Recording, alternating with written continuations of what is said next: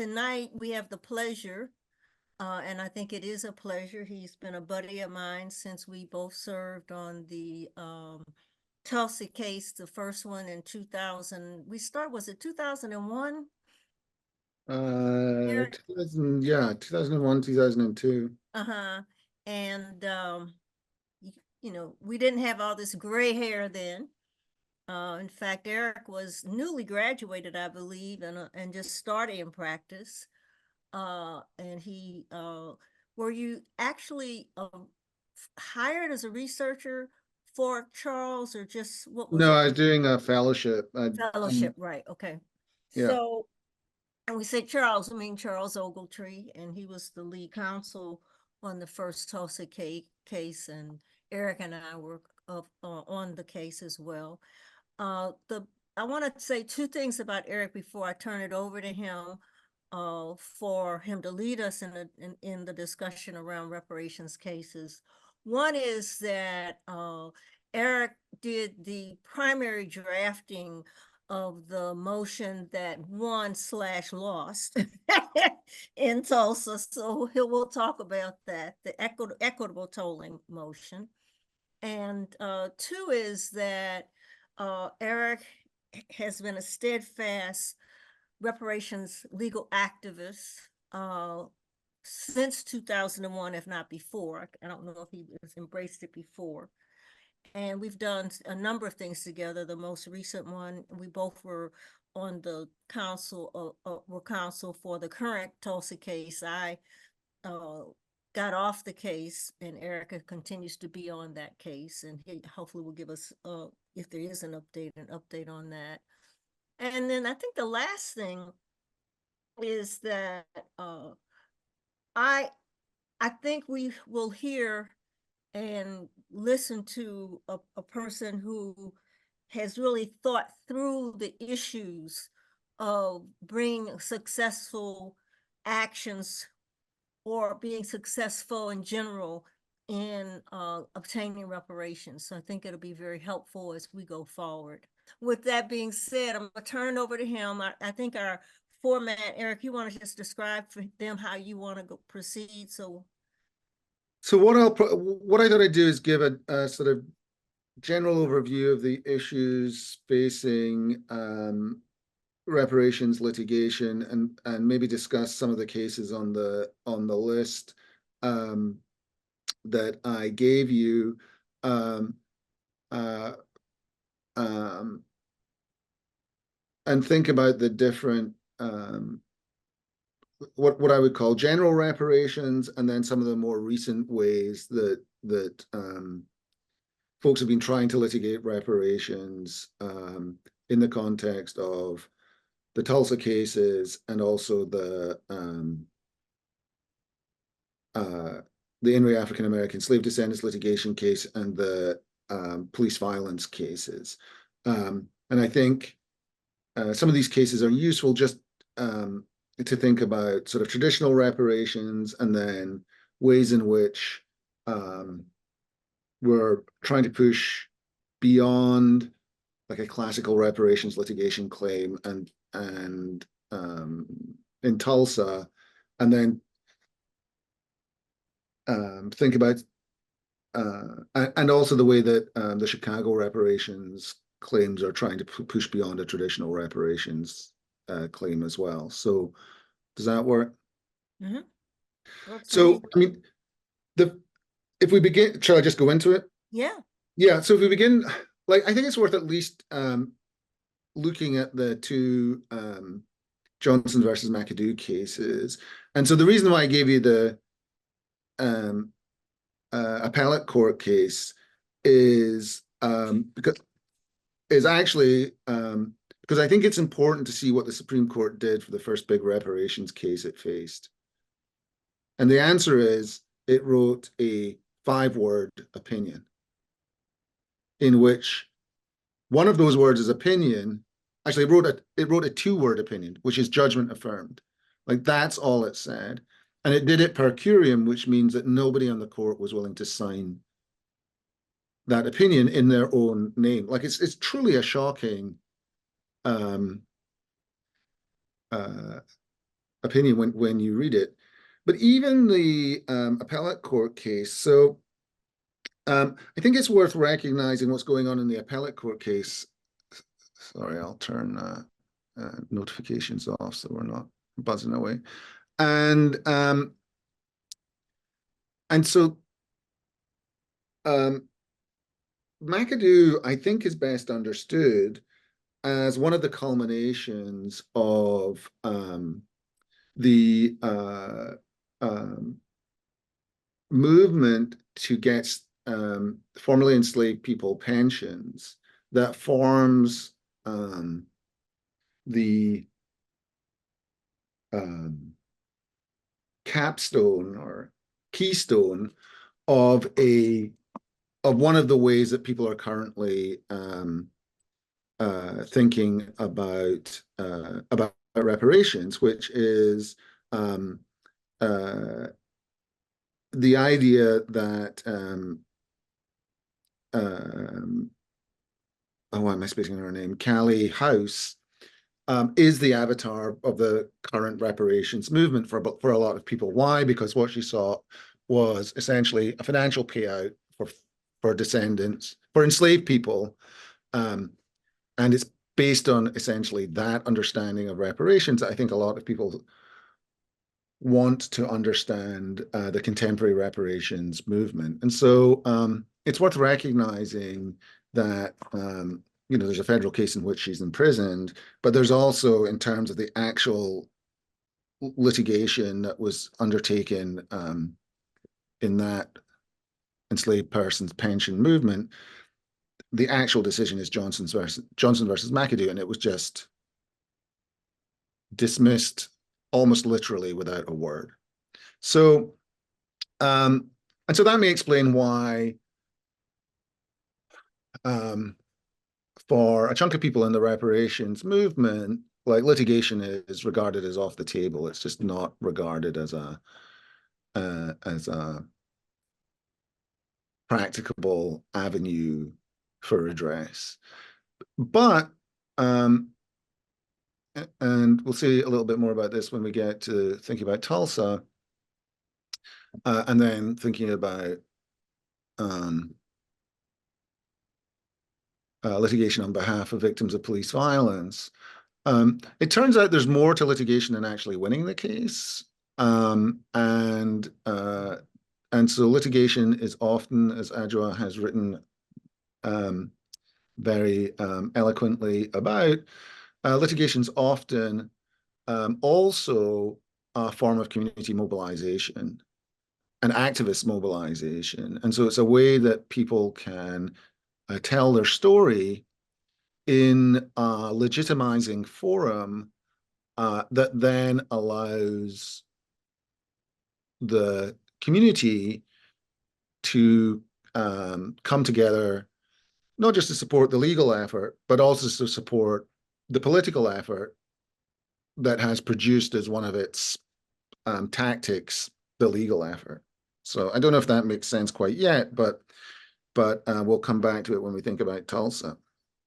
Okay, so I think the next most important case, and probably the most important case in terms of contemporary impact, is Cato versus United States, the Ninth Circuit case. And so Cato has all the elements of, has all the challenges of contemporary reparations. Why? So it's best understood as a case that essentially says the 13th Amendment was mishandled in 1868, and we should have got reparations then, and so the 13th Amendment should still allow us to get reparations now. Like, I think if you think that that's what's going on in Cato, you've kind of got it. And one of the problems, of course, with Cato is that the plaintiff was not a lawyer, but was litigating, and so the court had to step in to interpret what was going on. So it could be a 14th Amendment case, could be a 13th Amendment case, probably best understood as a 13th Amendment case. And what the case says is, and so what we want is some money damages for enslavement. And the court says no, and says no for some of the usual reasons. And so the reasons that we can think of are lack of standing, statute of limitations issues, failure to waive sovereignty through a Tort Claims Act, and political question issues. And it turns out we faced all of those in the most recent Tulsa case. We also faced, I think, some of them in the first Tulsa case, but let's go through them. So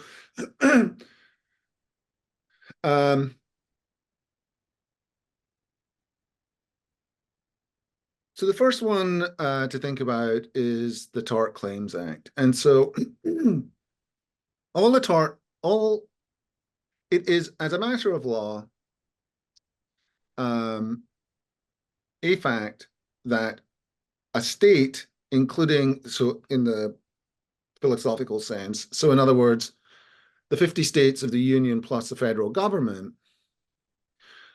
enjoy absolute immunity against tort damages, unless they have chosen to waive that.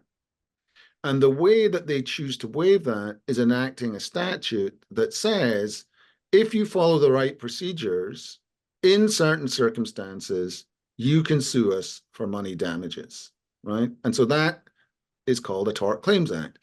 And so the Tucker Act is the Federal Tort Claims Act. And that Federal Tort Claims Act in 1945 waived federal immunity for money damages so long as certain procedures were followed. Number one, the procedures weren't followed in this case. Number two, enslavement happened or ended in 1865, which is essentially 80 years before the lawsuit, the Federal Tort Claims Act was enacted. And so the federal government did not waive its ability to be sued for money damages. And so the court says can't sue for money damages, can't sue the state for money damages. Now, that might not be a problem for some types of litigation. So for some types of litigation, you don't sue the state, you sue a federal or state official, and you can get money damages from them that way.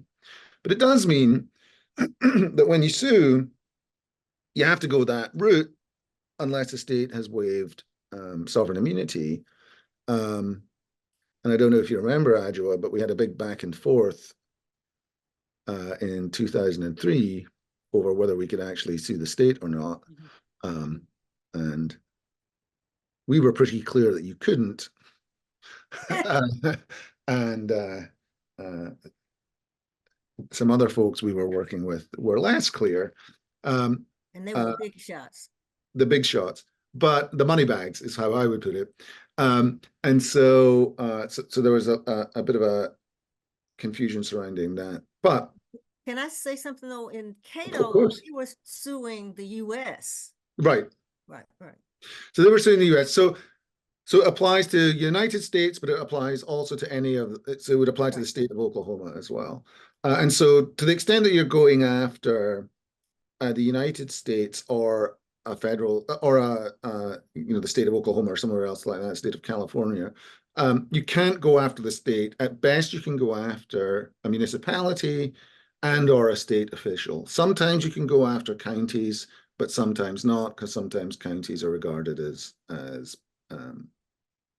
having sovereign immunity. But that's the first hurdle, is to determine who you're going after and for what. If you're seeking money damages, you cannot sue the federal government or the state. You can only sue officials, really.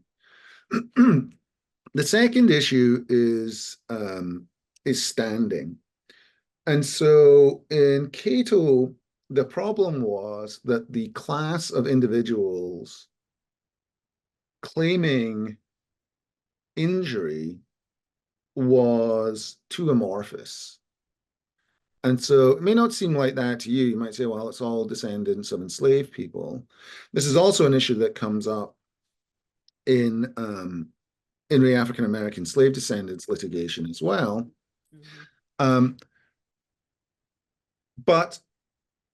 And the standing problem is not insuperable. You can overcome it, but you have to do it in a legal way.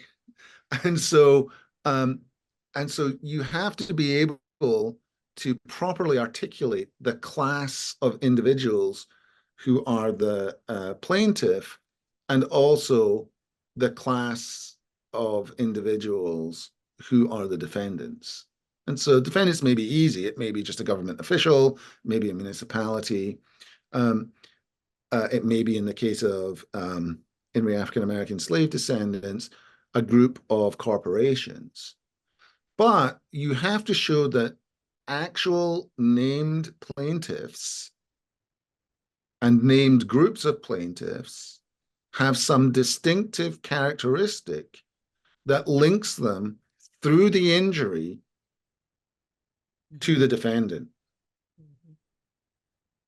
And Cato said that the class was too amorphous to do that, which is why they said they lack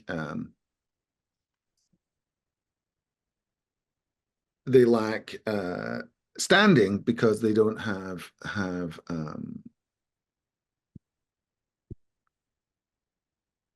a sufficiently definite plaintiff class. And the same worry is in the African American slave descendants litigation. And so what are the ways around that?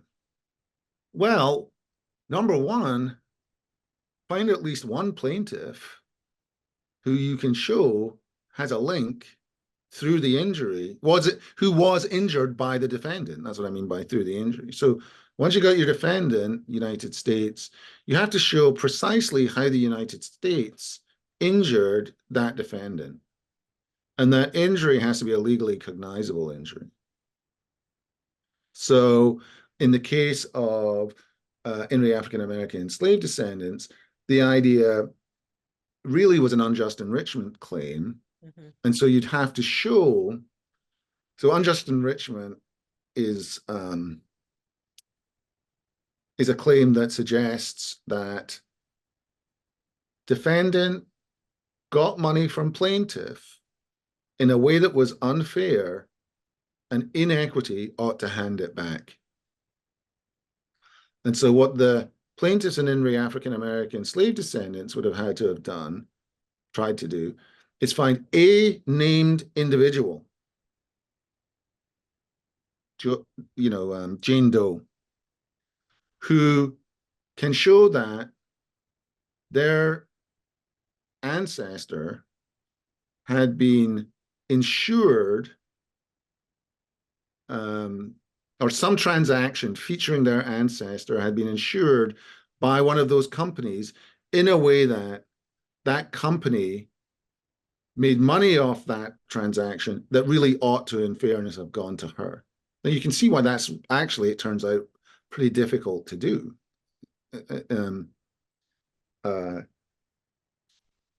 Because in one way, that's not quite how insurance works, right? It may be how unfair business practices work, which was another one of the claims in that case. But part of the difficulty, I think, within the African American slave descendants is trying to map out the legal theory of named plaintiff to injury to defendant has to be really clear.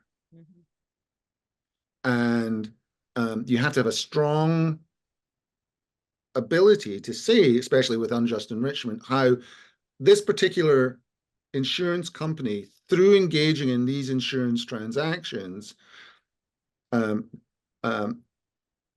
engaged in a process whereby money that should have gone to the plaintiff went to the defendant unfairly, and in that case it was hard to do, in part because they never named particular individuals who were subject of these insurance contracts, and in Cato it was hard to do because they never named particular individuals who were enslaved. Like it was just a and not really thinking clearly about what are these legal issues, the procedural hurdles we call them, that have to be addressed and can't be done lightly. So that's the point. I didn't mean to interrupt so long. No, that's quite right. And it's a couple of follow-ups on that. So one is to be clear, and we'll discuss it later, it is possible to sue a state, including the federal government, but not for money damages. It's for equitable relief. So that's why it's Alexander versus Oklahoma.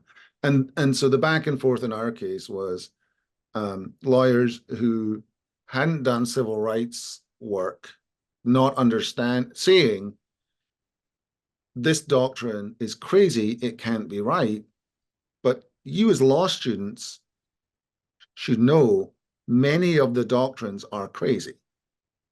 Like that's just what 1L is learning how crazy the law is. And so so that's point number one. And what it means in practice is you have to have a little humility in thinking through the issues and recognizing that you don't know everything, nobody does, and sort of just being willing to be open to other people knowing more than you. And then the other side of it is, but always question. I mean, you should push people to explain why it is they're saying what they're saying, but have the humility to recognize that sometimes somebody else is right. It's difficult when you're dealing with a partner. Partners tend to think that their first thought is right, and then you have to sort of try and talk them down off that. So there is a power dynamic to that. The second part of it is just to give an example of what Adjoa is saying is, so I was at an event on Saturday, which was put on by a group of, it was, what do they call themselves? California Black Leadership Group, something like that. And there was a panel on reparations, and it was me and some folks who are doing some work up in San Francisco. And at the end of it, a member of the audience stood up and said, will you join me, will you join me in a lawsuit arguing that Proposition 209, which is a proposition in California that prohibits affirmative action, is a form of unconstitutional discrimination against Black people. And, I certainly don't agree with Proposition 209. And so he's, that we should create a Freedmen's Bureau and blah, blah, blah. And so, so I was thinking, we litigated Proposition 209 when it was passed in the 1990s. There's a Supreme Court case out there that says Proposition 209 is legal. No one succeeded in challenging Proposition 209. There may be some ways around it, but there are ways around it. So I didn't say anything because the other panelists were engaging. And then he stood up again and started giving a legal theory. And it became very quickly apparent as he started explaining his legal theory, that it was wild. Like, I don't even understand what it was. And I'm not even going to try and represent what it was. And so, again, in this work, you're going to hear people come up with lots of inventive ways of saying that the Constitution applies or doesn't apply, that the law is wrong, or there's a statute out there that no one's looked at before, that if you look at it, justifies relief. And, sometimes they're right. This public nuisance thing that we're doing in Tulsa, I mean, very inventive. We didn't come up with it. Somebody else did it, but we jumped on that bandwagon. But for the most part, if someone comes up with something, I do think that Cato is a useful roadmap for the obstacles to what we're facing. It's standing, limitations, tort claims act, political question doctrine, and you might also think check that there's not a case out there that's already decided the issue in the case of something like Proposition 209. So, and standing can be difficult in some instances, like another way in which standing is difficult is if your argument is that the plaintiff is not alive, then you better have some really good explanation as to how your current plaintiff is able to stand in the shoes of the person who was harmed. Mm-hmm. Now, sometimes that's easy because there are immortal legal people. They're called corporations or municipalities or states.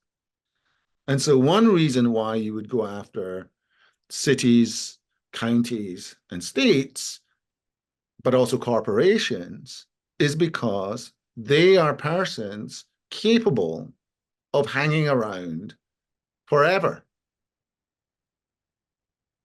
They're non-human persons. And so that's why so many of the defendants in these cases are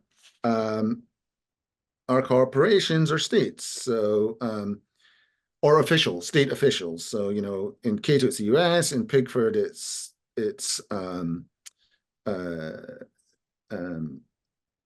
federal official. In Thompson, it's a corporation. In Alexander, it's a state. In In Re African American Slave Descendants litigation, it's a corporation. So those things hang around forever. The difficulty for reparations is, can you find a plaintiff that can hang around forever? If you can't, you've got to show why the current plaintiff gets to stand in the shoes of the person who suffered the injury. And that's really hard because the law generally doesn't like that. The doctrine that is going to be closest to establishing that is some kind of privity in which the rights have been handed down and handed down and handed down. It's possible to create that legally. So one way of doing reparations litigation is to propose a statute that has a privity clause that says heirs and beneficiaries, and so you can hand it down. And California has actually done that with some reparations statutes that have proved in various other ways not to work. But again, that form of standing makes slavery litigation very hard, which is why so many of these cases focus on Jim Crow. Is that a hand? Yeah. Thank you so much for talking to us today. Reading these cases, I couldn't help but feel stuck in this cycle of, of standing. The court says a lot that these problems of standing and jurisdiction and the statute of limitations could be fixed with legislation. But then I think now there's sort of this issue of like, okay, even if we did enact this legislation, how would we prevent it from then being stricken down as unconstitutional for being discriminatory? I think it feels like there's no way to break the cycle of, yes, we could have reparations if there was a law that enacted it, but also that law is unconstitutional because it benefits one racial group over another. Yeah, I mean, so there are often race neutral ways of doing that. Like enslavement itself is race neutral. I mean, it means you have to get into some uncomfortable discussions about whether white people and indigenous people could be and were enslaved. I think the answer is actually in Virginia in 1619, everyone was on the table. It's the process of refining enslavement that results by about 1670 that it becomes a Black person only institution. And back to something that Adjoa was sort of hinting at the beginning, that's why it's important to not be afraid of having difficult discussions about our history, and in particular, not only not being afraid, but being willing to go through that process. Because I think another tenor of a chunk of contemporary reparations discussion is, it's obvious we've been harmed. Let's not talk about it and get our payout. But sometimes the way that we're going to guarantee that we're eligible for our payout, to use a word I don't like, is precisely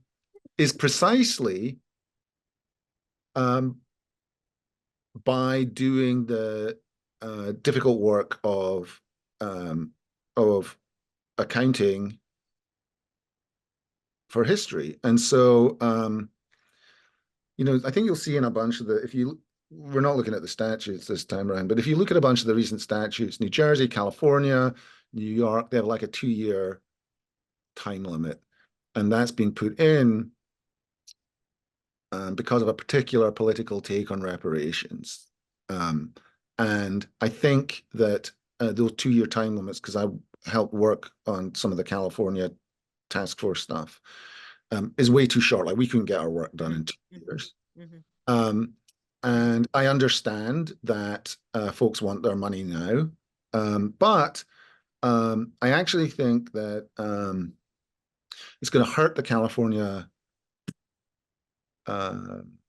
ability to do a payout, because there's going to be a whole bunch of people that will step in and say, actually, this is race-based in ways that we could avoid, or this violates some of the equal protection stuff in ways that we could have avoided if we had simply used race neutral classifications to produce race conscious outcomes. And by the way, we should all be familiar with that, because the whole problem of race-based litigation since the 1970s, 1954 to 1976, we're fighting over expanding.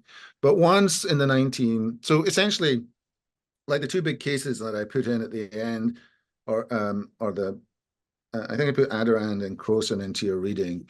And the reason that they're important is in part because they're part of the racial retrenchment. Like they start the big racial retrenchment. And one of the things to understand, especially with Croson, so City of Richmond versus Croson is Justice O'Connor's understanding of racial transformation as a zero-sum game. She thinks that to the extent black people win, white people lose. Right? And so she can't. Why? Because she's a white supremacist. White supremacy is a zero-sum game. And so if you're not a racial supremacist, and there can be brown supremacists, black supremacists, white supremacists, all of supremacy is just a zero-sum game and you pick who's on top. Patriarchy is male supremacy. Then if you're not a racial supremacist, then Croson makes no sense. Like Croson is literally her fear that by having a black city council, now black people are going to do to whites what whites have been doing to black people all along. So I can't remember why I got onto that tangent, but that's the oh, because her way of defending it then becomes color blindness, right? And so color blindness is a way of protecting entrenched interests. Color blindness just says we can't use race as a way of undermining the current power structure. And so so there's a lot of law out there that says so we can't look at race to preserve the current power structure. But if there is legislation, so back up a bit, but a lot of facially neutral stuff is racial. So drawing voting districts, you do it based on politics, it ends up tracking race.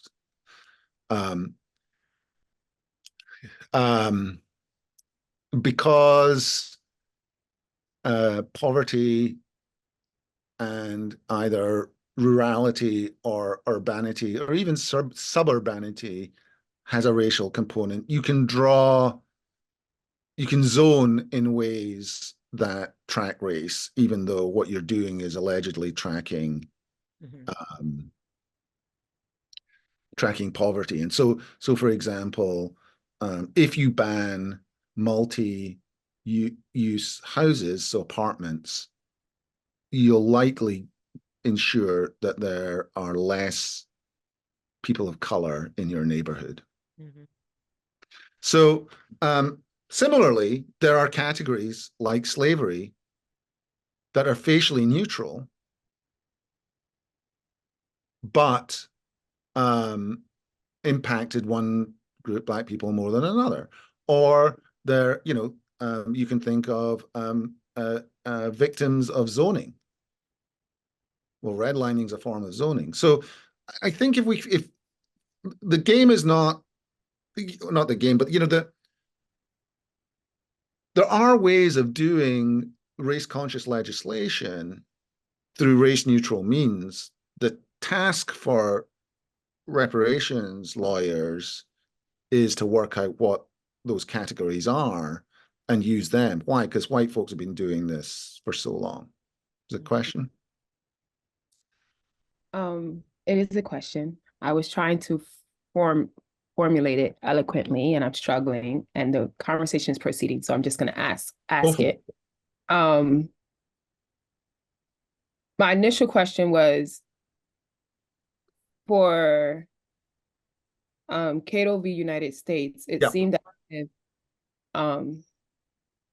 like, obviously she didn't name a specific plaintiff, but then it also seemed as if like the politics did not allow the court to just say like, yes, Black people were harmed when they were enslaved. And the more we continue down this pathway, then the more like fractured, I guess, to use that term, the bloodline gets. And so this question of who is eligible, it keeps expanding the longer we continue.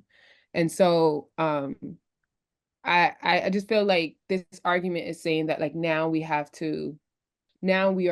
fitting into this idea that that the work of the commission and like whatever, like whoever presents an object, it should be race neutral, instead of finding a way in which the court or any statute that is passed affirms that like it started with slavery, and then like this idea that it should be a link from slavery to Jim Crow to I don't know what, but urban renewal, and just like this continuous link, like instead of like, I'm just struggling with this idea of it being. Yeah, so I think that's a great point. So a couple of different ways of thinking about it. So one is, and Eric, I want to just insert that I don't agree, based on the readings that we've done and the discussions I've had with constitutional lawyers, that it must be race neutral. So I think that I don't want the students to sit on the fact that it has to be race neutral. There are instances where it does not have to be race neutral, and you have to dot your I's and cross your T's, much like all these other cases do with the procedural hurdles. But I really am concerned, with, Dominique started and now April, that we're buying before further analysis of the cases that it has to be race neutral. yeah, so I think that's right. So as a legal matter, it's supposed to be strict scrutiny, is not supposed to be fatal. And the court has actually relatively recently rejected the idea strict in theory, fatal in fact. It's actually said that strict scrutiny, there are some cases in which even under strict scrutiny, the court will find race or gender or national origin or religious-based discrimination. So I think that that's an important point. But I think it also, we overuse the term race neutral. So the Tulsa massacre wasn't race neutral. The Tulsa, any statute compensating the victims of the Tulsa race massacre wouldn't be race neutral, but it would be because they were victims of a violation of the 14th Amendment that took their life, property, and so on. And so it's you can win under the 14th Amendment allows you to win. You don't lose necessarily under the 14th Amendment. And so there are many forms of litigation in which you can and even legislation that are fine under the 14th Amendment. Why? Because there's direct discrimination. The problem is where there's indirect discrimination. And so to the extent that we can show that a group is directly discriminated against, and again, that was a big thing for in thinking about our legal strategy for Tulsa, was, there's a question about, there was never a big question about race neutrality. Why? Because where it's direct discrimination, so things like redlining, race massacres, and so on, and even slavery. What's your MetLife case? The case you had? MetLife, exactly. Metropolitan Life Insurance. That was targeting Black folk or exactly. African Americans. And Pickford as well. Right, Pickford as well. And so, so you can have a non-race neutral remedy for something if you can show that the attack was on race. That's right. But I think that goes back to your history point, which is, it turns out the more historical research you do, the more, like, America's a white supremacist state. And so people discriminate on the basis of race over and over and over and over again, even now. And so both for legislation and for litigation, there are going to be plenty of direct discrimination cases in which we don't have to worry about race neutrality. On the contrary, what we have to worry about is racial bias, because what we're showing is direct discrimination. And so I think that's what makes Pickford such a clear reparations case. I think that's what makes, people initially didn't even think of Pickford as a reparations case, but I think they do now. MetLife nobody talks about, but MetLife is a clear, in my view, reparations case, in part because it presents the two, I think, core features of reparations, one of which we haven't talked about yet, which is it's directly discriminating against Black people, and it's presenting evidence that it's happened over a lengthy period of time, so intergenerational, and so therefore there's a statute of limitations problem. And so it's this intergenerational bit that brings up the statute of limitations problem. The other thing I want to say is, April, you might have had another question, but the other thing I want to say to your point is, I do think there is a mistake. It is a mistake to think about all racial discrimination in America as the aftermath of slavery. Mm-hmm. Mm-hmm. And here's why, is slavery is one way of oppressing a group of people. Segregation is another way of oppressing a group of people. Whatever the hell we call what's going on currently is another way of oppressing a group of people. And they all have different logics, even if the group of people that they oppress is roughly the same. And so, so the tactic of destroying urban communities through urban regeneration, in other words, running a freeway through it, is not the way that people were oppressed under slavery. And it may be that those Black communities include people who are not enslaved in the United States, but still deserve a remedy because they're targeted for their Blackness. And so, or their proximity to Blackness. And so, so I do think it's worth recognizing, and this is something actually we faced in the most recent, the Randall case, and it was something that Adjoa was sort of very adamant about, is recognizing Randall's the second Tulsa case, Mm-hmm. recognizing that when we think about public nuisance, and public nuisance is just essentially the idea that a group of people have blighted a neighborhood in a way that needs remedying. The neighborhoods were blighted at different times in different ways, and blighting the neighborhood by burning it to the ground is a different form of blight from bulldozing it to the ground.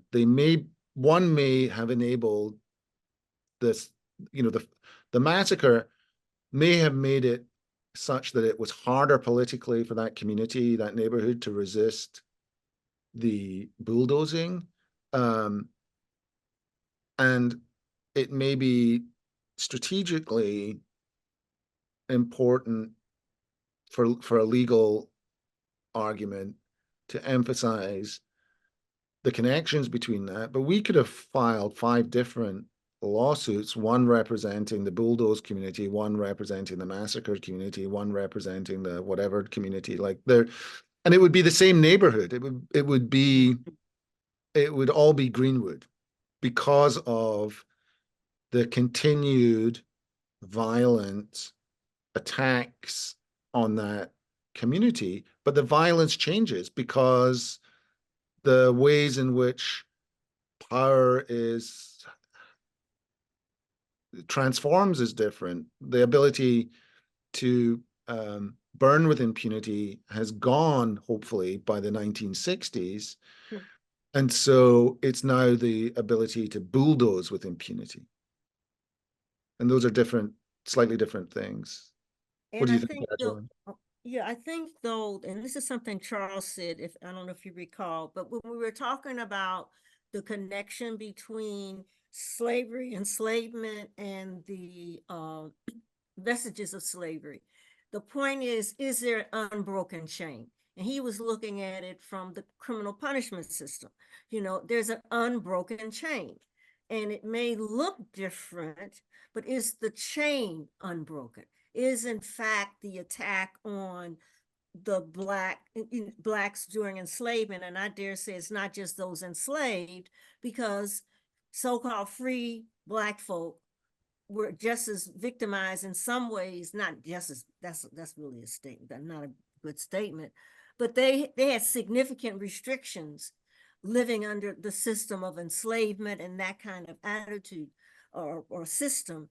But is the chain unbroken? So you go to, in quotes, freedom, you know, emancipation, but you still have you end up with these the Jim well, before Jim Crow, I'm blanking on what was before Jim Crow, is so you have these systems that continue the oppression that flowed from slavery. That's why they call it vestiges of slavery. Yeah, So no, I agree with I that. agree with you that there's certain things that don't even flow from slavery. Don't get me wrong, I'm not disagreeing with that. But that the analysis, to me, if you want to say, if you're making an argument that in fact this is a vestige of slavery, let's say that enhances your reparations claim for some reason, how does that connect? And I think that's the point you're making, maybe. Right.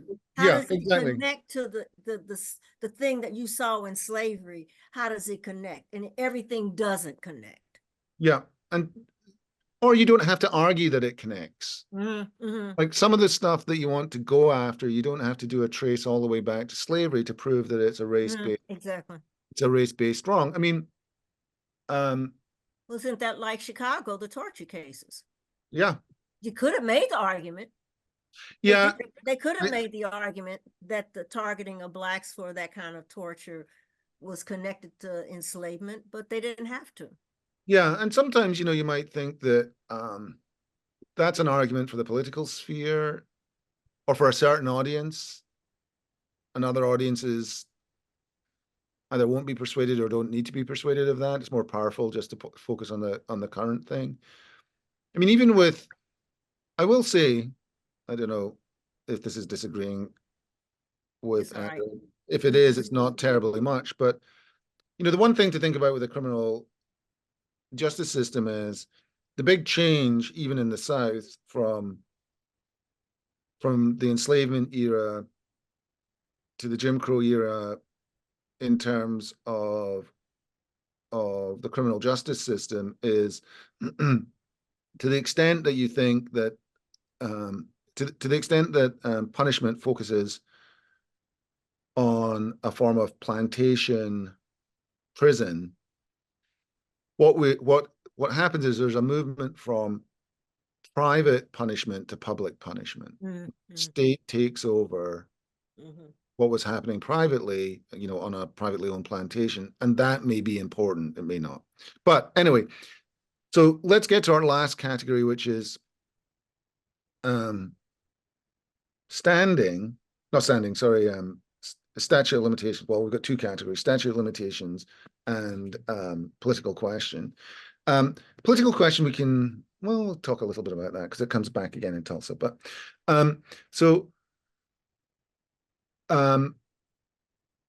for me, the most straightforward cases to litigate are Jim Crow cases. Why? Because you can, maybe less now, but certainly when we started litigating, you could find still living plaintiffs. And so we didn't have to worry about the standing issue because we had actually impacted people who are directly impacted by the wrong. When we first filed in Alexander versus Oklahoma, our first complaint listed 150 people. I think we were up to close to 180 by the end of it. And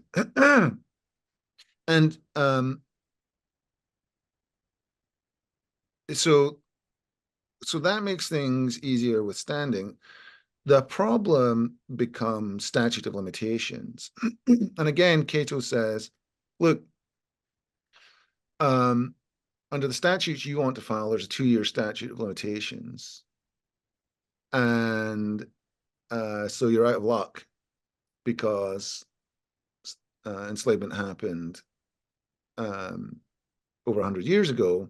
So should have filed.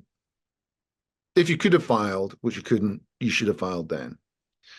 Now, the reason why Pigford's in there and why Thompson versus MetLife is in there is to suggest that although statute of limitations is a major obstacle, it's not always insuperable.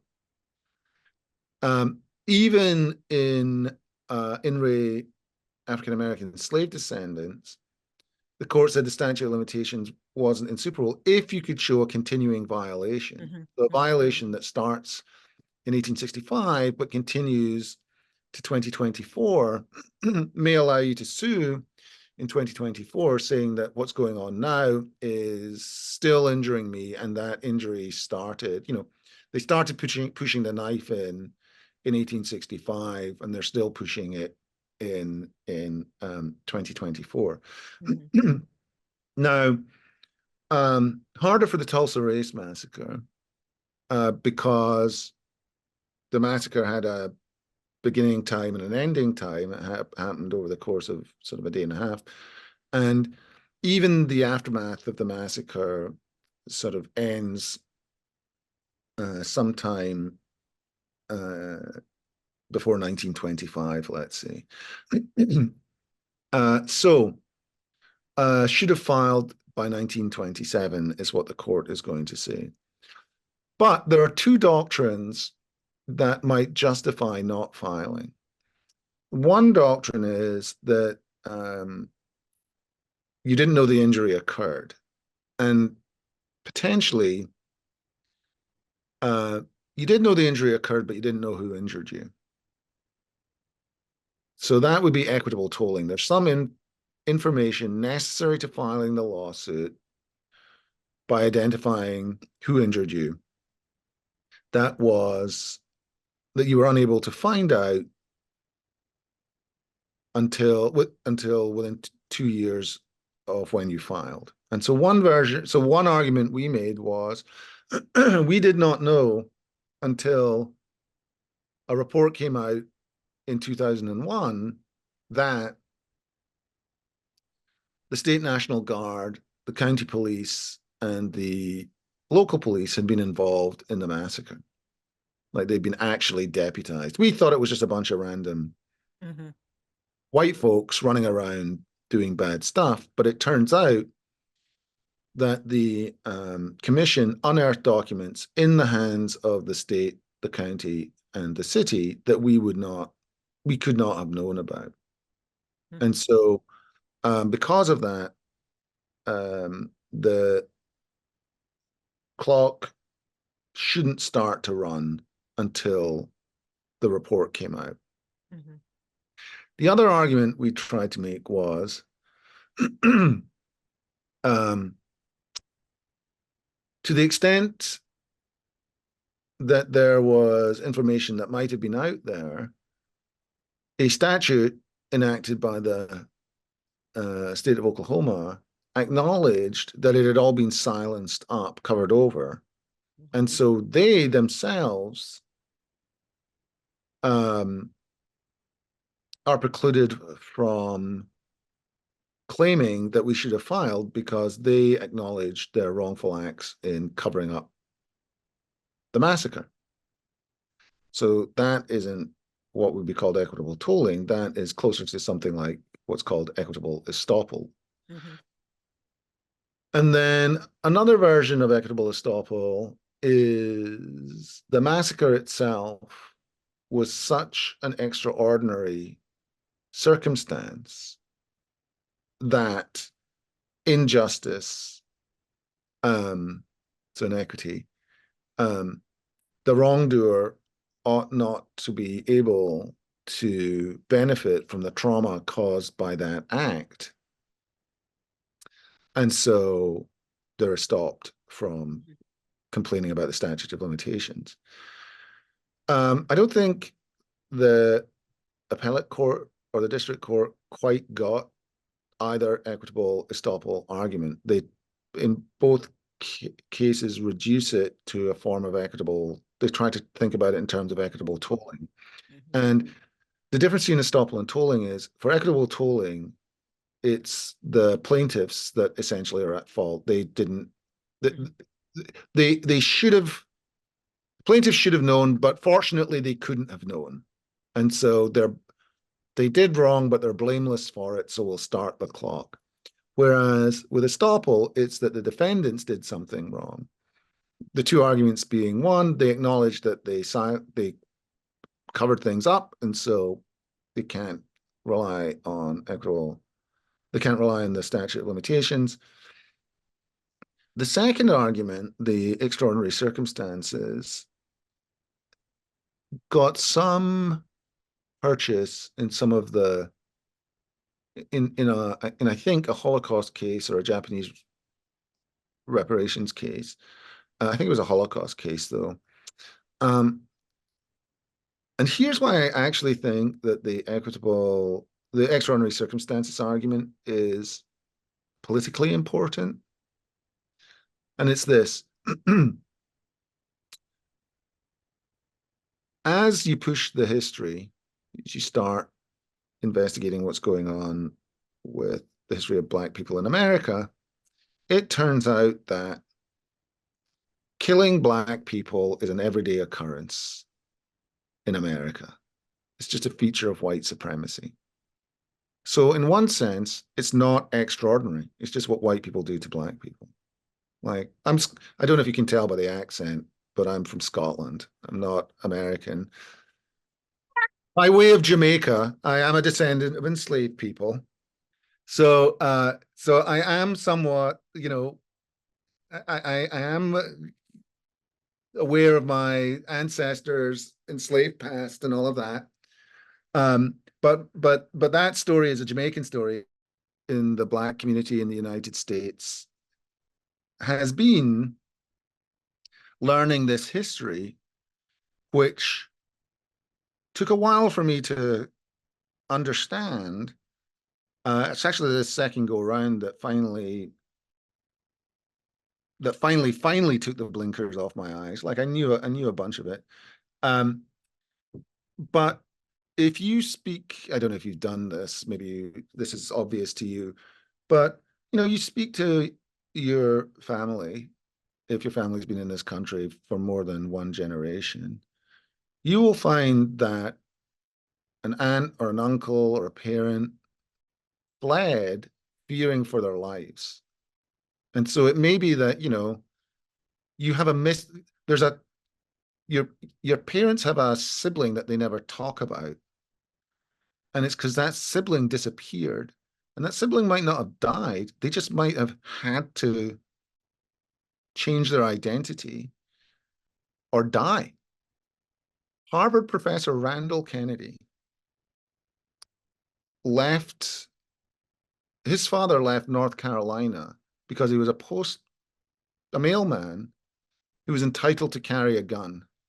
And this is a story that Kennedy tells, I'm not speaking at school. And when the white residents of North Carolina on his mail route found that he had a gun,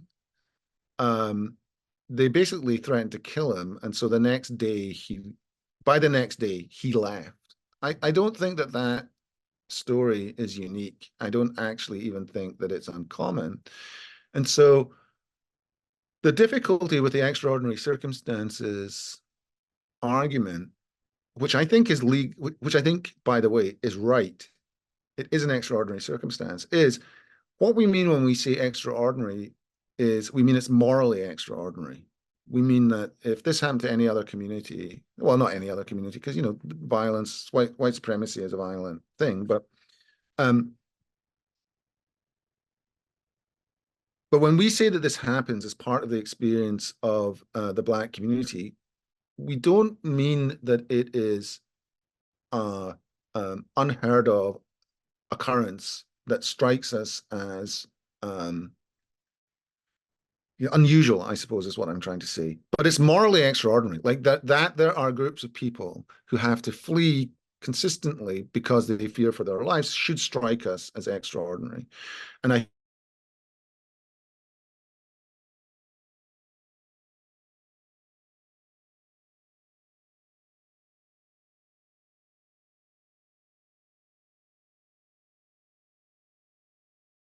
extraordinary event may be an uphill struggle. I actually think we should do it more often, in part because it may be one of the ways of changing people's understanding of race in America, that you know, this is an extraordinary thing, and you shouldn't get to benefit from your willingness to use deadly violence against a community in order to prevent them from filing lawsuits. But we can have you know, there are, maybe one day I should write a law review article about that, but it's Suzette Malveaux that's the expert on statute of limitations. So that's that. Eric, can I just add something though? It may not, you may have folded it in, but one of the other reasons they found, and I think the court did do what you were just saying, they focused on tolling, but they were actually dealing with extraordinary, and you know, but they didn't call it that. They, like you said, they collapsed it. But the other thing was that they found, the court held that they could not have gotten a fair trial anyway, because most of the judges were KKK. Yeah.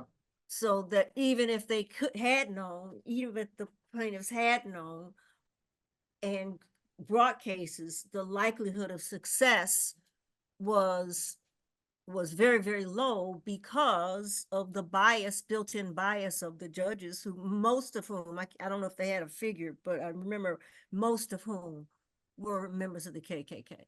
Yeah, exactly. And the other thing I want to say, which Charles got on with me when I said it in Pennsylvania at this public forum, was I think that the judge himself was racist. Oh, he was totally racist. He Charles dropped got 2 mad. N-bombs. I mean, he got pissed at me and Philip. I forget what it was, but we were at a program in Philadelphia, and the judge was racist. Yeah. What the judge did was say, we'll toll it. And instead of tolling it to when you all say it was, when they didn't know, we're tolling it to when this book came out, that most people didn't even know the damn book had come out. What was the guy's name that did that? Ellsworth. Yeah. Ellsworth. Yeah. I mean, I think, again, I think there were some problems. Like, we should never have cited to Ellsworth's book in the first place. But anyway, or had Ellsworth do an affidavit. But that's the nitty-gritty of litigation. I think but you're 100% right. The judge collapsed our arguments, and because there was some record to talk about facts to Ellsworth's book, the judge decided to use that as an opportunity to put air quotes around the N-word. And it was truly shocking. Like, the judge was willing to describe, you know, there's some phrases in there in which, you know, the most famous one is go get a gun and go get a paraphrase as black person. The judge was not interested in the paraphrase. He was happy to say that. And, you know, you could tell. Anyway, so let's talk about the current cases. But, you know, again, just to say, with Pigford and with MetLife, it is possible, if not to toll the statute of limitations, then certainly to argue that there's a continuing injury, and so get around the statute of limitations. Pigford, you know, slightly less so. Essentially, the government didn't dispute it. So Pigford is a little bit the government letting it go forward, and then when it realized how much money it was going to cost, they then decided not to let it go forward. MetLife, though, April has her hand up. Clearer. Yeah. So one of the takeaways that I'm getting from this conversation is that, and not to say like this is my first time hearing this, but like, it's important to find an issue that was only impacted by Black, or like significantly impacted the Black community. And so you mentioned redlining and Pigford and MetLife, but like the problem with that is, well, in my head, two issues that that came to mind was that in Pickford, like time limitations on payout, and like whether or not like, and this came up in Pickford, like whether or not people have enough time to even know and ask for the reparations. But then also, I mean, it kind of limits reparations to one specific incident, which is a pro in that it's specific, and now you have a direct causation and like redressability. But then the con is, what if you don't have an ancestor who had land, and what if you don't have an ancestor or a relative who was impacted by the criminal justice system? Just saying. Like that, both were false for me, but like, what if there's a Black person who doesn't like? Oh yeah, definitely piecemeal. It's piecemeal. That's the big problem with litigation. And the other thing, though, is that we haven't Successful litigation. I think, April, you're raising a really good point, and the response that Eric is giving is the reason, but it's partly because the legal system was created to do just what it's doing. This is not a, like here we have this fabulous, from God legal system that has been manipulated. If you look at, and all of you've had property, I know you have, because you had to have one in first year class. In the property first year class, you got second and third year. Yes, ma'am. What was the law? How was the law that we created on land created about land? It was through the oppression and the killing and the genocide of the Native Americans. They had a theory, and I'm blanking on the name of the case. I remember it, but I can't remember the name of it. Macintosh. Huh? Macintosh. I don't know if it's Macintosh, but the point is, here Native Americans did not believe in quotes, ownership of land. It belonged to everybody. You just used it, right? My people came, we sat here and we put up our tents, and that was out, and then we moved. We didn't have ownership. What happened with the white folk? Decided they wanted the land, so they created this theory of ownership.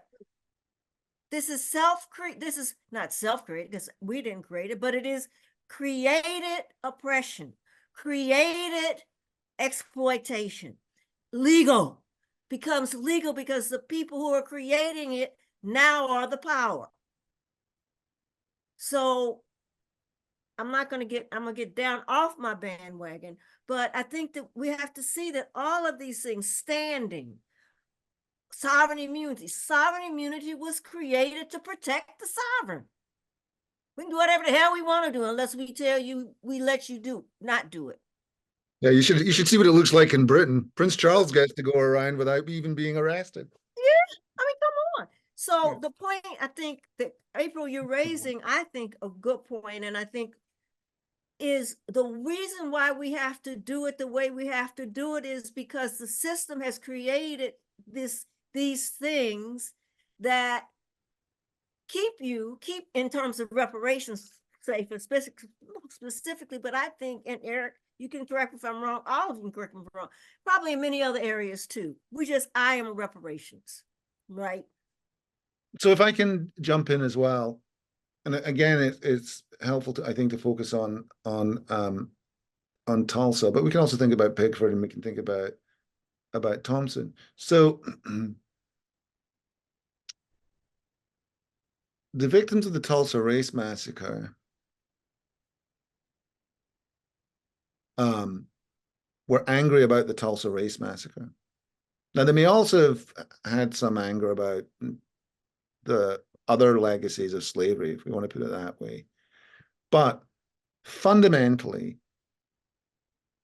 they wanted, among other things, to hold the city of Tulsa accountable and to have their experience as victims of this event memorialized in told in public. We still haven't done a good enough job because the Tulsa Race Massacre is one of the major events in American history and isn't treated that way. Similarly, with Thompson, the people whose insurance policy was stolen in Thompson, and depending on how depending on how it was done, but I would imagine a bunch of them wanted people to understand that insurance companies were ripping them off, and that this is an important aspect of anti-Black discrimination. The Black farmers wanted their land back. Mhm. Now, the fact that the federal government, in doing the settlement for the Black farmers case, and refused to do the right thing, in some ways isn't the fault of that litigation. It's the fault of the federal government. But a part of reparations, I think it's worth being clear, is the process of telling the history, is the accounting, is saying, this was done to me, and they did it to me, and this is what they did. So part of the problem with Tulsa is we haven't actually been able to say enough of who the they are. Like, part of this process is hopefully going to be asking, in all those photographs of the Tulsa Race Massacre, who are these people? What are their names? We've worked on saying who are the victims. We also want to know who the perpetrators are. Why? Because their grandkids are running around. The current mayor of Tulsa is the grandson of the mayor of Tulsa, who was mayor not during the massacre, but just before the massacre. Like, those families still wield power. And so, it'd be helpful to know what they did in order to get that power and how they wielded it. So I do think that you're right. There are grants, there are things like enslavement that impacted everybody. And what we're doing through a lot of these lawsuits is not getting at the everybody impact, in part because what we're getting at is more recent impacts. But litigation is still, I think, a powerful way of talking about these more recent impacts. And that's true of Tulsa, and it's true of the police torture cases. And so, litigating police torture is important. Why? Because nobody believed the victims of the torture. And to the extent that people now finally believe the victims of the torture, they still haven't internalized that the city of Chicago was running a Black Ops torture site for a decade. More than a decade, because the two cases you read were people who were trying to sue post-Burge under the, for reparations for police torture. And so you can kind of see the limits of legislation. Essentially, the court, Judge Easterbrook, among others, says, hey, look, the court gets to cut off the remedy. No, the legislature gets to cut off the remedy when it chooses. And I think, though, that they're going back and getting some more people included through further legislation. But all that is to say that you might think that one way of conceptualizing some of these cases is the flip side of the school board meetings, where white folks go crazy about people wanting to teach Black history. Why? Well, it's because, as I said, if you start teaching real history, if you actually start telling the truth about history, then it turns out that it's white supremacy. It's violent, it's oppressive, it um, is about tearing down neighborhoods, and it's about tearing down neighborhoods precisely to provide the possibility for cars to travel to suburbs, and it's about excluding people from suburbs.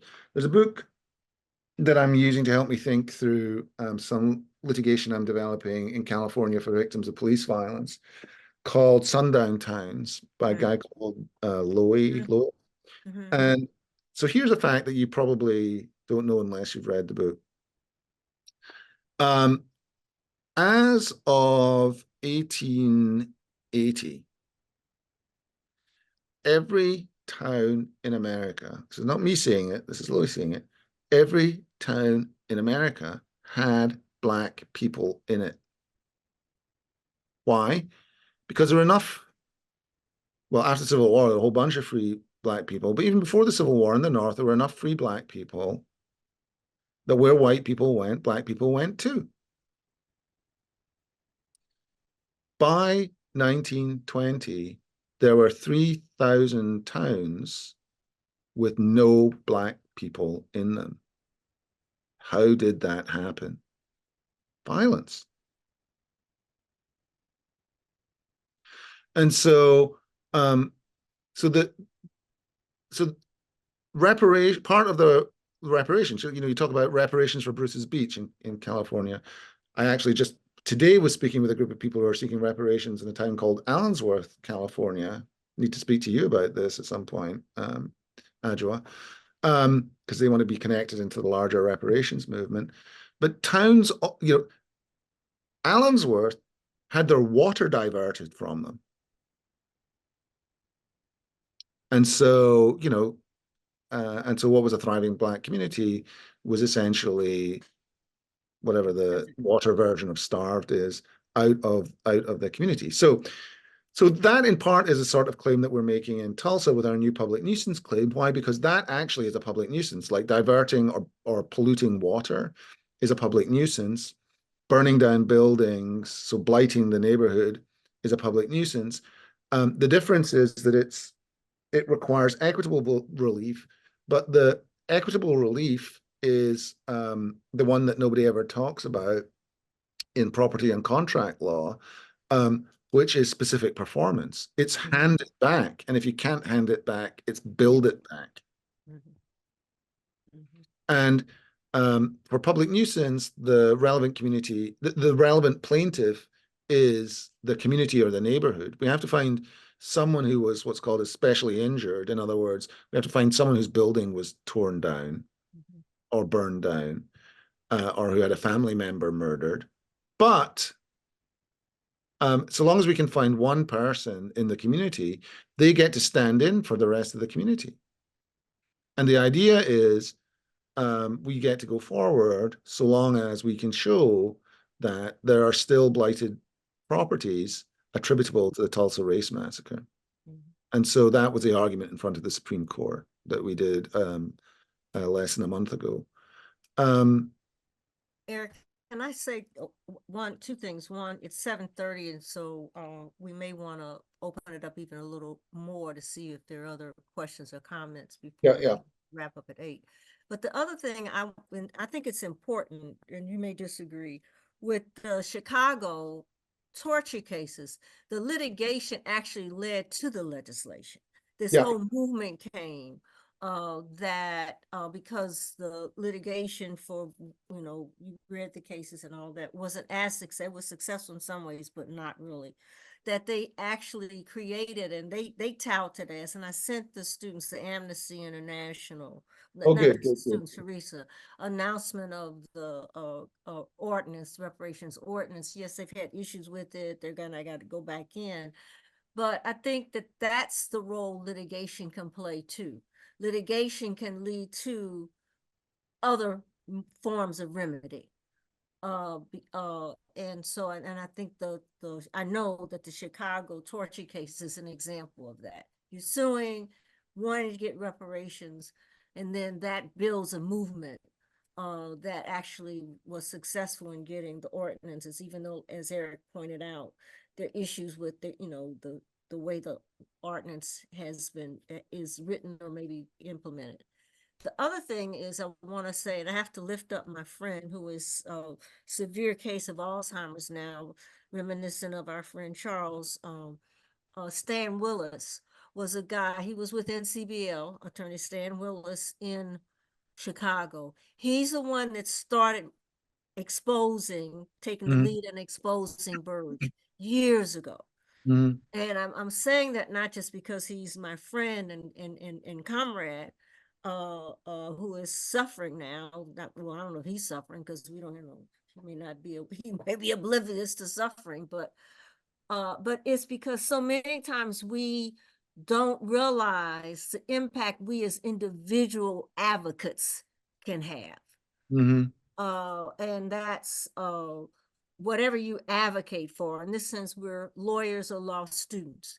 And in this sense, we're talking about, he had what they call it. He had the Burge case, the tortures, like a dog has a bone. And he pushed and he pushed and he pushed. And I'm not saying there weren't people who worked with him, but so many times those things get lost because then you start hearing of other people. I had to say, and something that came out shortly, when they started building the legislative or the ordinance piece, and Joey, out of the law firm.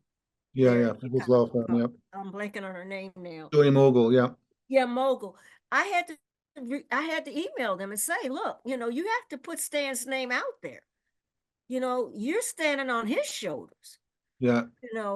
But I'm saying it though for that reason, but also to you as students, you never know the impact you will have if whatever you do. I'm not saying you all are going to be reparationists after this, after this grant is finished and y'all move on and graduate and do so.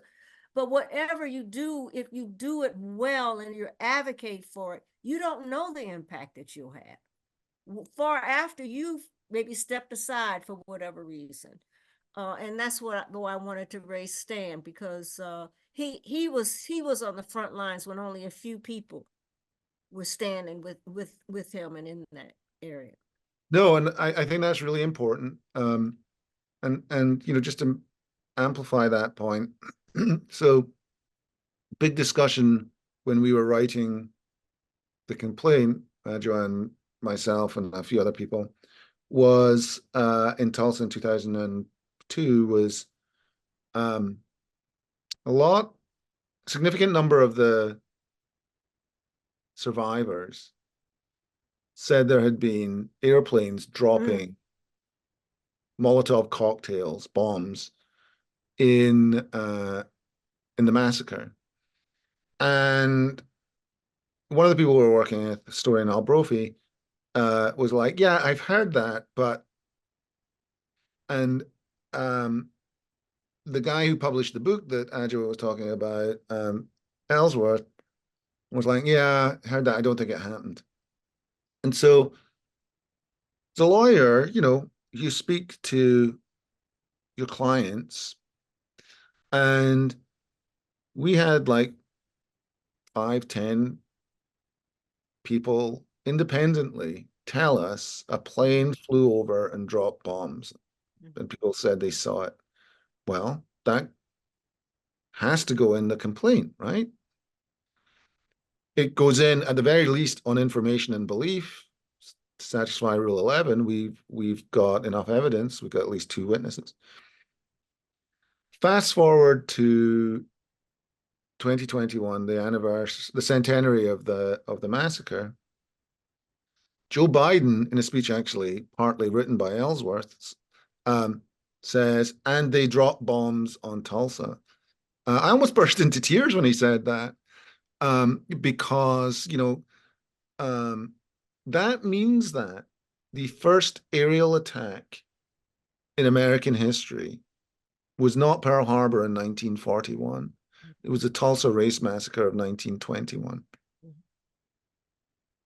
And so again, that's why I think this, when we talk about what lawyers can do,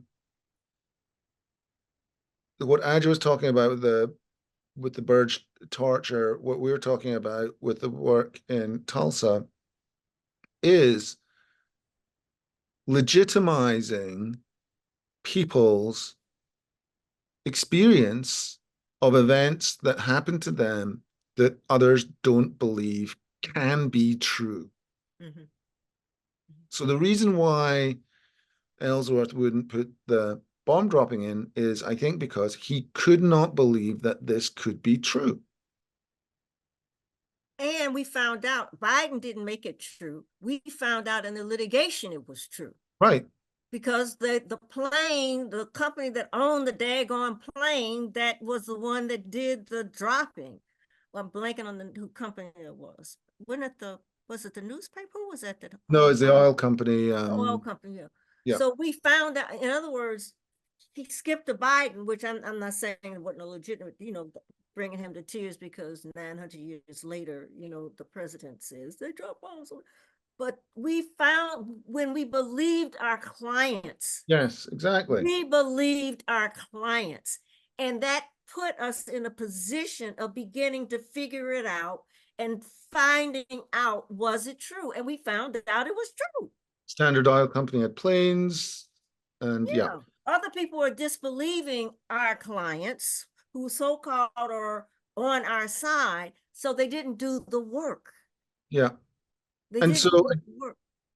Again, I think the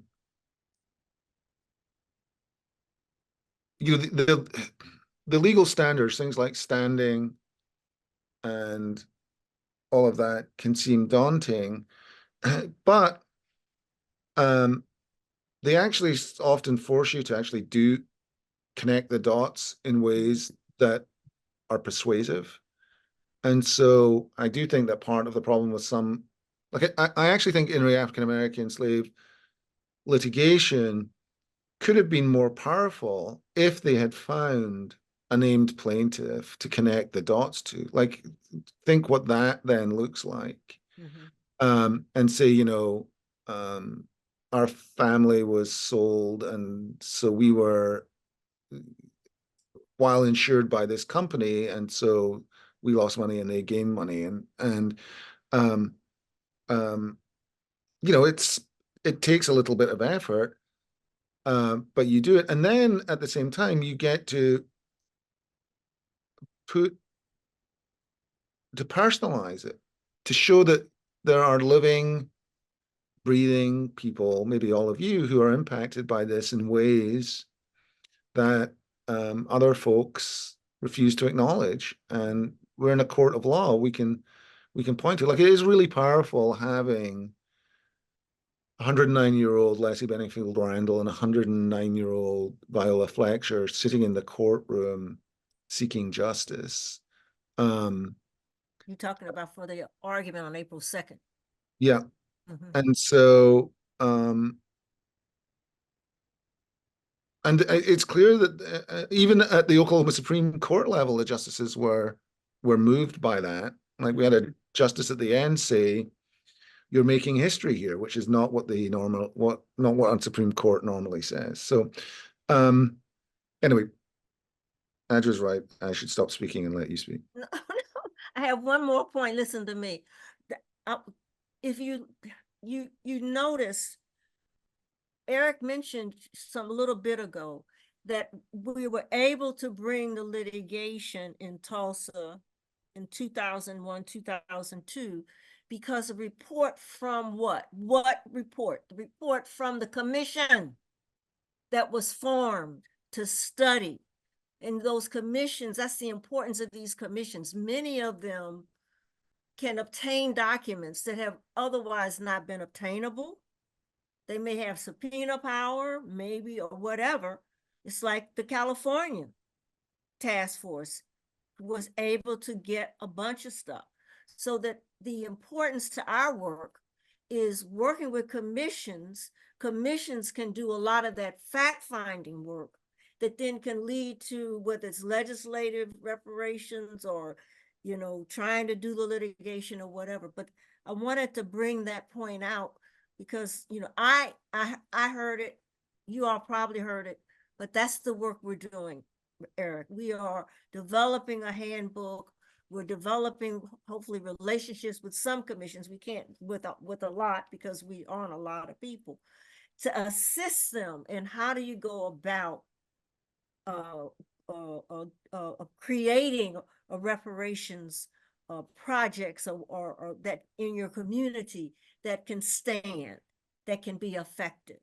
And so that's why I wanted to bring that point out of the role of those commissions can also help in getting the data that is necessary to move forward. So with that, first of all, I want to Can I just say on top of that, this is what we do all the time.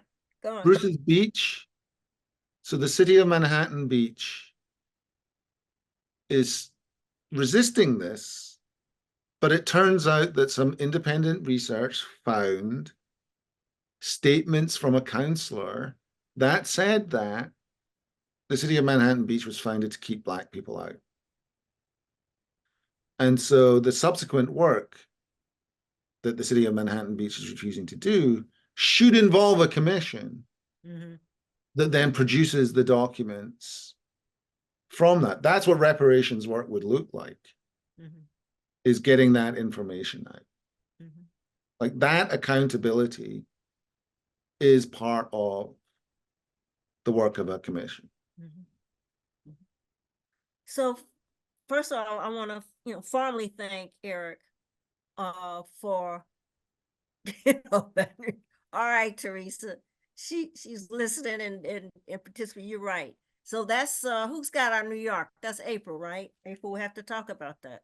But I want to thank you, Eric, very much, because I think that this discussion was critical, and of course you were so embedded in it that you were the person to help lead in this discussion. But we have about 15 minutes, let's say 10 minutes, maybe stretch to 15. It will leave about 1 minute early if we have 15. But questions, comments, you know, wax eloquent, Sam?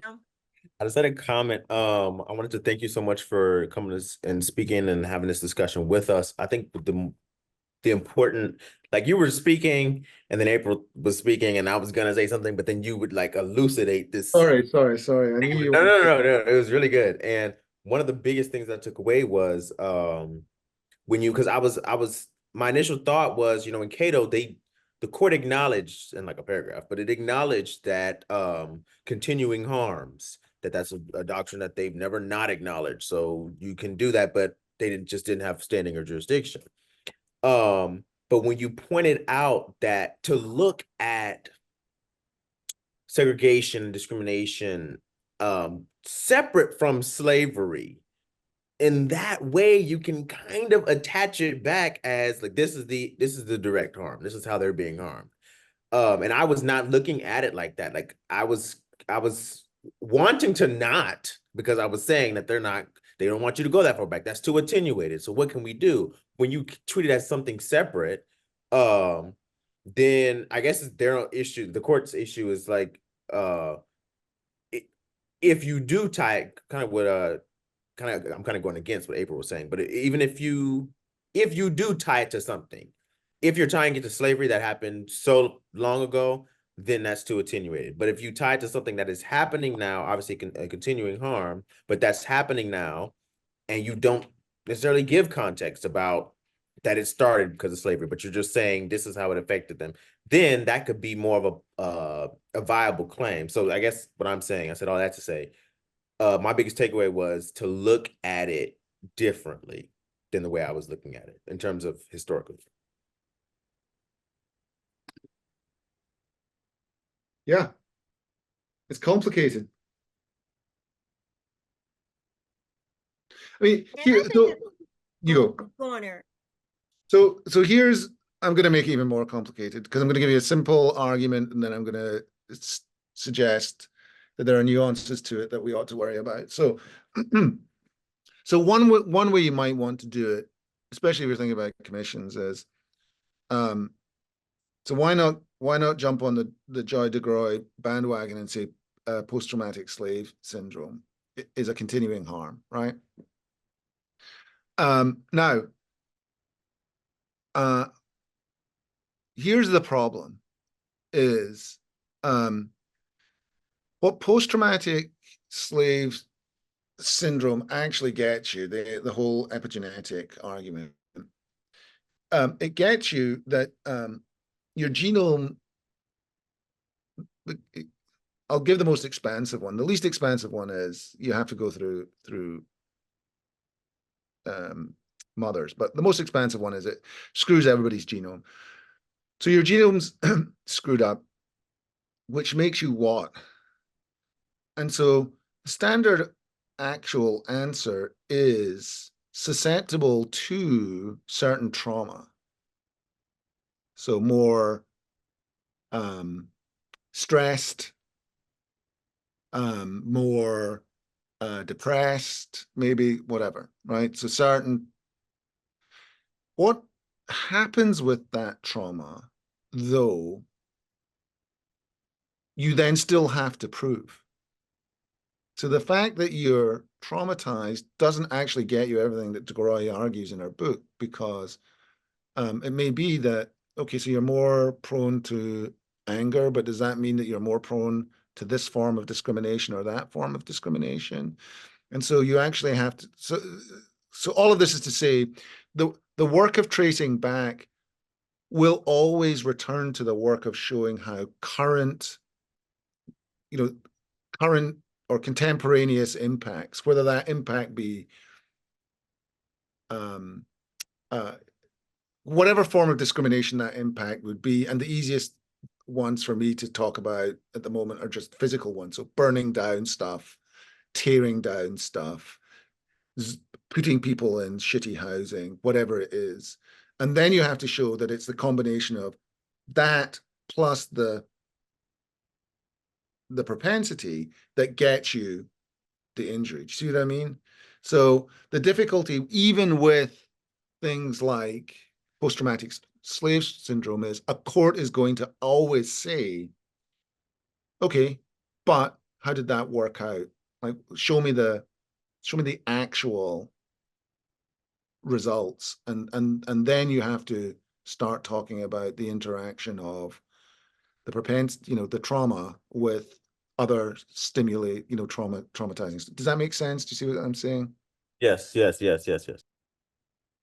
I'm hopefully just amplifying what you were saying before, but putting it in a different way of thinking about it. Sorry, I'm totally, like, I've been thinking about post-slavery precisely because of this continuing injury thing. So this is good because I don't want to say this, but I'm currently writing a note on that specific part of like the epigenetics and how you would kind of get, and that is the kind of the whole deal is that causation thing. It keeps coming back to that. Yeah, yeah. So that's what I'm trying to stretch out. So yeah, that makes sense. I'm blanking on the last name now, but a sister friend that just died 2 years ago, Patricia, psychiatrist, was the head of the Black Psychiatrists Organization, did a lot of work on that, and I'll think of her last name to give you. Okay. April? Thank you so much, Professor Miller, for coming, and Professor Ajowa. This was great. This was really great. Like Sam alluded to, this was, a bit challenging, changing my perspective maybe. But this is great. I was trying to catch all of them when you were listing characteristics of like what you think is a good reparation case. So that's my question. But then just building off of what Sam and you were talking about, I was thinking about food apartheid and like stress and yeah, but this I mean, yeah, this was good. I now I'm thinking of like both like specific instances where a case for reparations could be made in terms of, and not specifically thinking about slavery, but I don't know, I'm not letting go of slavery just yet. But Don't let go of slavery. I'm not saying let go of slavery. What I'm saying is, but also add in the other stuff. And then, here's the question with slavery, though, is, which is what's happening with all these statutes is it only going to the descendants of enslaved people that get the stuff, or is it not? And then what is the stuff that they're going to get? Is it going to be just a cash payment to allegedly close the wealth gap? It's not going to work because everything costs too much. Or is it going to be more structural change? And so I think that, again, the reason for focusing on these particular post-enslavement harms, so food, apartheid, ecological injuries, so sticking Black folks' homes next to blighted, polluting areas, all of that. Those are specific harms. Those didn't happen during slavery. I mean, maybe a version of it, stick the slave quarter next to the pig farm, but there's a modern version of it that we need to talk about, and so it's important to focus on the, if you like, particular re-traumatizing and re-injuring features of contemporary oppression, because you can't understand the what constitutes healing if you don't know what the injury is. Mm-hmm. One thing I want to share too is, and why I push for not saying slavery, but the period of enslavement, is I think that part of it, and we've seen this, we saw it in California, we've got groups that are just pushing lineage, and only people who can get reparations are people who can show their lineage from enslaved Africans. And I think that argument actually defeats the group that was harmed, because it narrows it. It narrows it to people whose ancestors were, so the injury really isn't to you, the injury is to your ancestors, right? And so it narrows it. And in that way, and I'm going to do a session, I'm trying to articulate a session for Incobra's conference where we talk about lineage and beyond. Because if you narrow it to just lineage, you have narrowed the group that has been harmed by the white supremacist institutions in this country. Slavery was a big one, right? But during that period, there were others, as I pointed out earlier, that were harmed. So I think for me at least, I urge us to think beyond just the enslaved. Maybe that's the word I'm saying. Well, and also, yeah, and I think you also, I think talking about the enslaved era is important because it turns out that slavery changed and transformed, and different things happened, especially after 1808, when the importation of Africans was officially outlawed, and then after 1820, when they kept doing it, but it was outlawed, right? Right, but it's a lot less, and people weren't.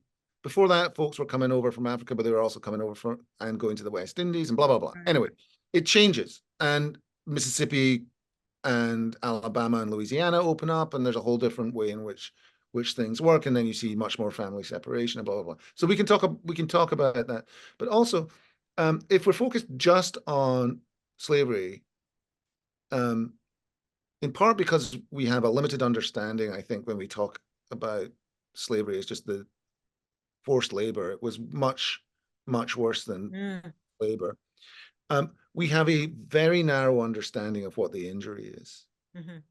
And so, for example, it may be that, so think about it this way.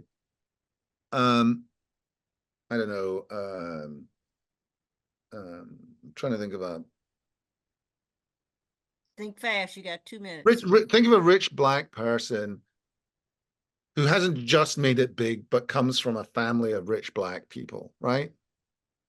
That person may want their reparations and say, I deserve it because I'm a descendant of enslaved people. It turns out as Chris Rock points out in one of his little in one of his comedy specials, that rich black person is still oppressed. Why? Because his next door neighbor is a dentist, a white dentist. That's the Chris Rock argument, right? So a mediocre white person can live in the sort of luxury that the richest black person can live in.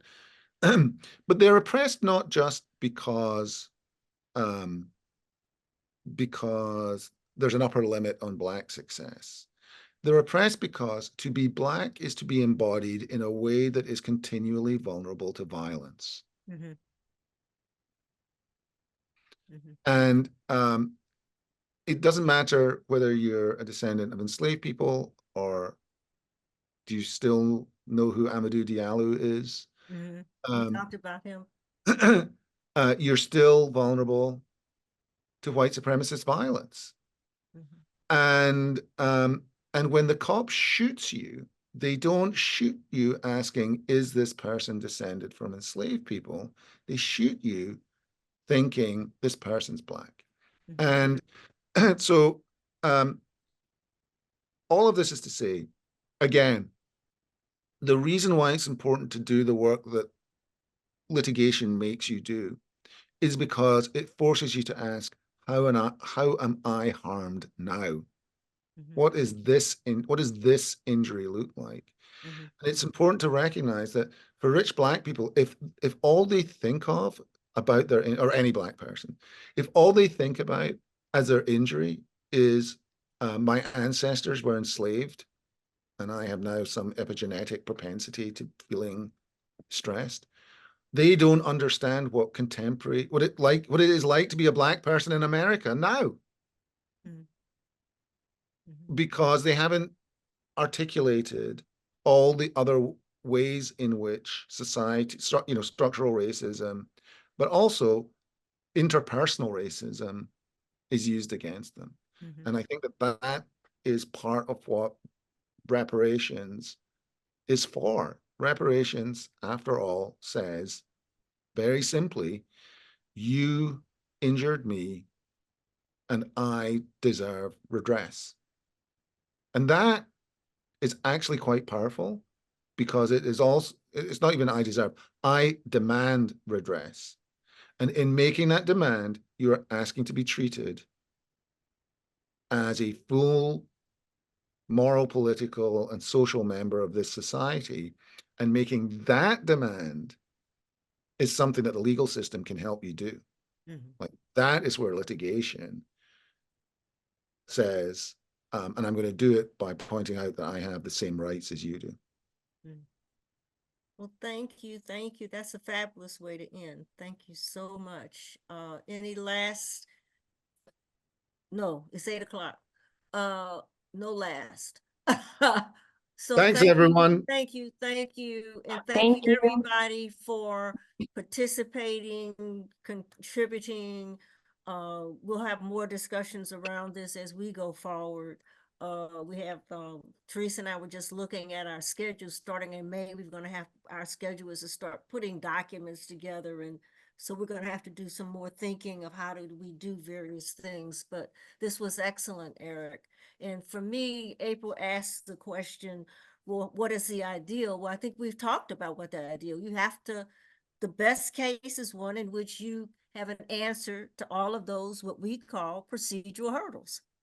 Yeah. That gets you into court. Yeah. The best case is, do you have an answer for standing? Do you have an answer for sovereign immunity? Do you have an answer for, what's the other one? Statute of limitations. Do you have an answer for those issues that were raised in the cases that Eric had us read? What's our answer? And then we get to the substance of battling it out, because we're in court. We aren't dismissed because we don't have standing. We aren't dismissed because of all of those procedural hurdles that we talk about. And then you battle it out on the battlefield with the research and discovery and all of that, and the witnesses that you amass. So thank you so much, Eric. Thank you so much, everyone.